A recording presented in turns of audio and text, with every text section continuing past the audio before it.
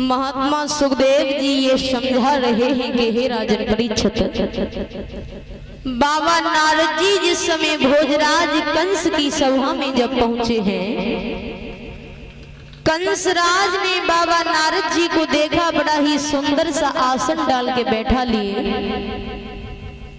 तो बाबा नारद जी पूछने लगे हैं कि ये कंसराज, श्री कृष्ण के विषय में तुम्हारा विचार क्या है?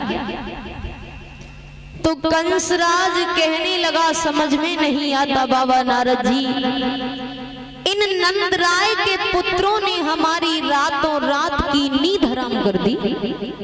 मैंने बड़े बड़े बहादुर दानव भेजे, पर आज तक कोई वृंदावन से लौट करके मथुरा में पुनः नहीं आया। इन नंदराय के पुत्रों को हम कैसे मरवाएं, ये बात हमारी समझ में नहीं आती। तो बाबा नारद जी ने कहा है, कंसराज तुम अभी तक गुमराह रहे हो, क्यों? और माता बहन ने कैमरा से थोड़ी पीछे हट के बैठ जाओ।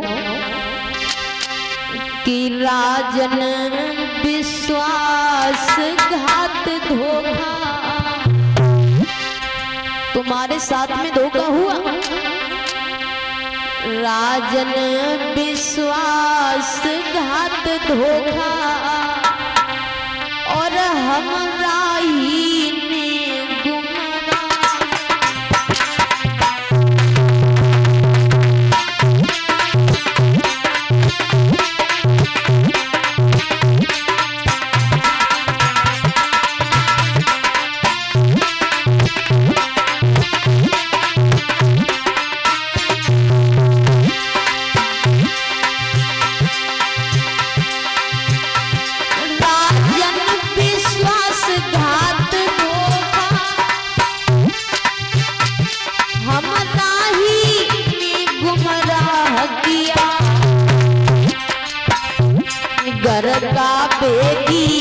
वसुदेव बना जिसने लंका काटा।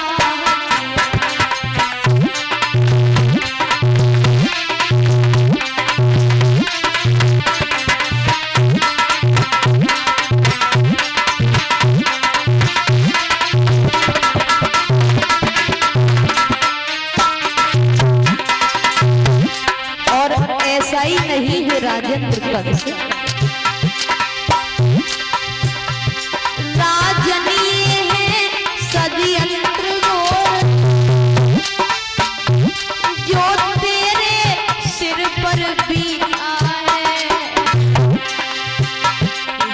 असल तेरे बहनोई के कारण दुश्मन तेरा जीता।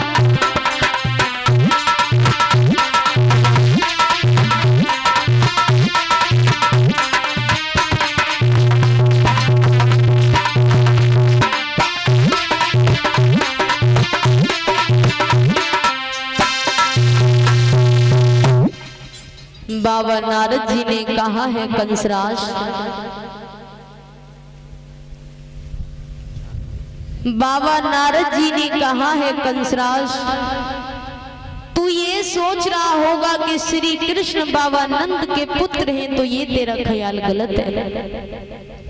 क्योंकि तूने देवकी के 6 बच्चे जब तक मारे तब तक तेरा खेल सत्य रहा, और पार ब्रह्म परमात्मा का वास्तविक खेल तो 7वें गर्भ से ही प्रारंभ हुआ। जब देवकी का 7वां गर्भ मथुरा के बंदी गृह में छिड़ हुआ, तो ये सारा काम योग माया के द्वारा हुआ। और 8वें गर्भ से कन्या ने नहीं बल्कि भादों की अर्ध निशा में भगवान कन्हैया ने मथुरा के बंदी गृह में अवतार लिया। उस दिन तेरे पहरेदारों ने जी भर के शराब का सेवन किया, वे तो सोते रहे।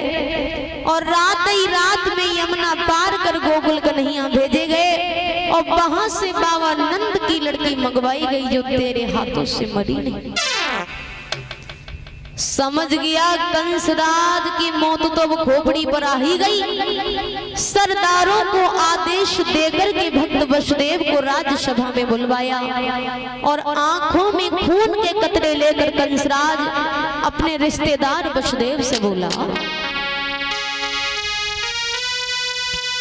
वसुदेव अरे वसुदेव चली